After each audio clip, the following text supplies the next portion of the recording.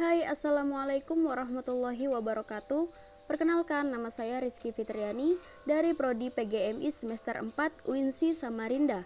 Modul pembelajaran ini saya buat untuk memenuhi tugas mata kuliah Teknologi dan Media Pembelajaran dosen pengampu Ibu Amalia Nuraini MPD. Nah, materi yang akan saya bahas hari ini yaitu iman kepada kitab-kitab Allah Subhanahu wa taala untuk kelas 5 SDMI. Nah, sebelum kita belajar, kita berdoa dulu ya. Begini doanya. Bismillahirrahmanirrahim. Raditu billahi rabbah wa bil islami dinah wa bi Muhammadin nabiyya wa rasulah. Rabbi zidni ilma warzuqni fahma. Amin. Nah, begitu doanya ya. Selanjutnya, di slide kedua ini ada pendahuluan, ada kompetensi, ada materi, ada pustaka, dan ada pengembang. Langsung saja, di pendahuluan ini terdapat kata pengantar, yaitu berisi puji syukur kehadirat Tuhan Yang Maha Esa atas segala limpahan dan hidayahnya, sehingga saya dapat menyelesaikan modul pembelajaran ini dalam bentuk maupun isinya yang sangat sederhana. Semoga apa yang telah saya buat ini dapat dipergunakan sebagai salah satu acuan, petunjuk maupun pedoman bagi pembaca dalam proses belajar mengajar. Amin amin ya robbal alamin.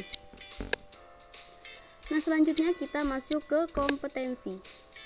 Kompetensi ini terdiri dari 3, yaitu ada standar kompetensi, kompetensi dasar, dan indikator. Selanjutnya kita masuk ke kompetensi dasar. Di sini ada 2 standar kompetensi, yaitu yang pertama mengenal kitab-kitab Allah, dan yang kedua meningkatkan keimanan kepada kitab-kitab Allah. Selanjutnya kita masuk ke kompetensi dasar. Kompetensi dasar ini ada 2, yang pertama beriman kepada kitab-kitab suci yang diturunkan oleh Allah Subhanahu wa taala. Dan yang kedua memahami makna beriman kepada kitab-kitab Allah Subhanahu wa taala. Selanjutnya kita masuk ke indikator. Indikator di sini ada 3. Yang pertama meyakini bahwa Allah telah menurunkan kitab-kitabnya kepada para rasul untuk disampaikan kepada umat manusia.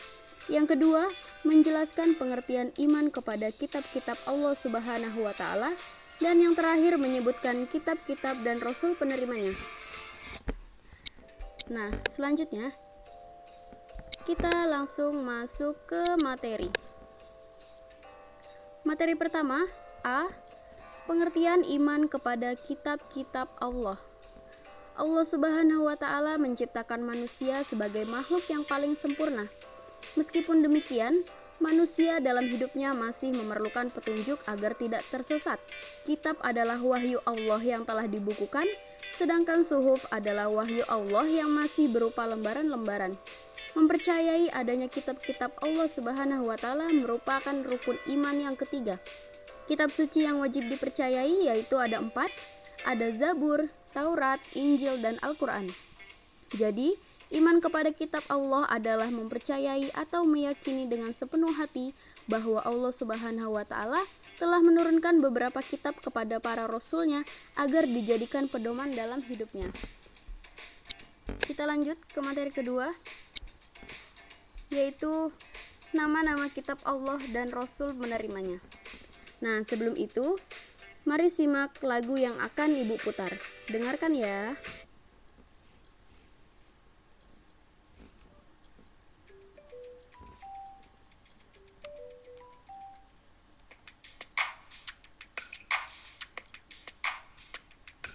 Kitab-kitab Allah ada 4 macam, Zabur, Taurat, Injil, dan juga Al-Quran. Zabur Nabi Daud, Taurat Nabi Musa, Injil Nabi Isa, Al-Quran Nabi Muhammad. Nah, gimana? Udah pada denger kan? Jadi, nama-nama kitab dan penerimanya siapa aja? Nah, jadi kitab-kitab Allah yang wajib untuk diketahui dan diimani bagi umat Islam itu ada 4. Yang pertama ada Taurat. Jadi kitab Taurat adalah kitab suci Allah yang diturunkan kepada Nabi Musa alaihi salam untuk dijadikan petunjuk baginya dan umatnya. Kitab Taurat berisi 10 perintah yang dikenal dengan kitab Taurat, diturunkan sekitar pada abad ke-12 sebelum Masehi di daerah antara Israel dengan Mesir. Pada awalnya kitab Taurat ini belum dibukukan. Baru sekitar tahun 800 sebelum Masehi, kitab Taurat untuk pertama kalinya dibukukan dengan menggunakan bahasa Yunani. Kitab yang kedua yaitu Zabur. Kitab Zabur adalah kitab suci Allah yang diturunkan kepada Nabi Daud alaihi salam. Kitab Zabur hanya berisi tentang nyanyian dan pujian kepada Allah. Kitab Zabur yang asli menggunakan bahasa Ibrani, bukan bahasa Yunani. Oleh karena itu, kitab Zabur yang masih beredar sekarang ini sangat diragukan kebenarannya. Lanjut untuk materi selanjutnya, masih dengan kitab-kitab Allah. Kitab yang ketiga yaitu kitab Injil, yaitu kitab suci Allah yang diturunkan kepada Nabi Isa alaihi salam sebagai pedoman dan petunjuk bagi kaum Bani Israel. Kitab Injil berisi tentang akidah dan ajaran untuk hidup dengan keadaan zuhud serta menjauhi kerakusan dan ketamakan dunia. Kitab Injil yang asli ditulis dengan menggunakan bahasa Suryani. Nah, yang terakhir, kitab Al-Quran. Pasti semua sudah tahu dong kitab Al-Quran itu apa? Jadi kitab Al-Quran merupakan kitab suci Allah yang diturunkan kepada Nabi Muhammad SAW melalui perantara malaikat Jibril sebagai pedoman hidup manusia sampai akhir zaman. Al-Quran terdiri dari 114 surah, 30 juz, dan 6.666 ayat. Al-Quran diturunkan secara berangsur-angsur selama 22 tahun, 2 bulan, dan 22 hari. Al-Quran memiliki nama lain, yaitu Alkitab artinya tulisan, Al-Furqan artinya pembeda, Az-Zikru artinya peringatan, Al-Huda artinya petunjuk, Al-Mubin artinya penjelas, dan Al-Kalam artinya firman Allah.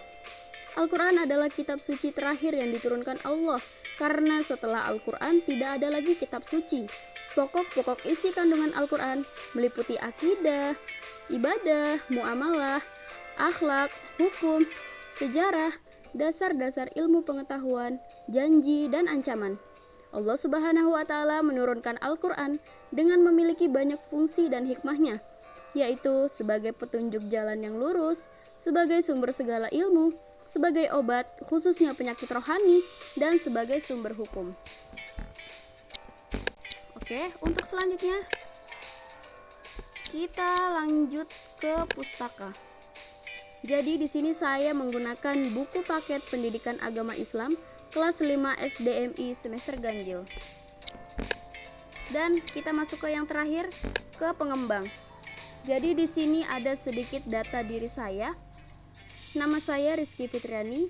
Tempat tanggal lahir, saya lahir di Tani Bakti tanggal 25 November 2002. Dan sekarang saya sedang menempuh pendidikan di Prodi PGMI atau Pendidikan Guru Madrasah Ibtidaiyah semester 4 di Universitas Islam Negeri Sultan Haji Muhammad Idris Samarinda. Nah, mungkin cukup sekian yang dapat saya sampaikan. Terakhir, marilah kita bersama-sama mengucapkan hamdalah. Alhamdulillahirabbil alamin. Semoga apa yang saya sampaikan dapat bermanfaat bagi kita semua. Kurang dan lebihnya mohon maaf.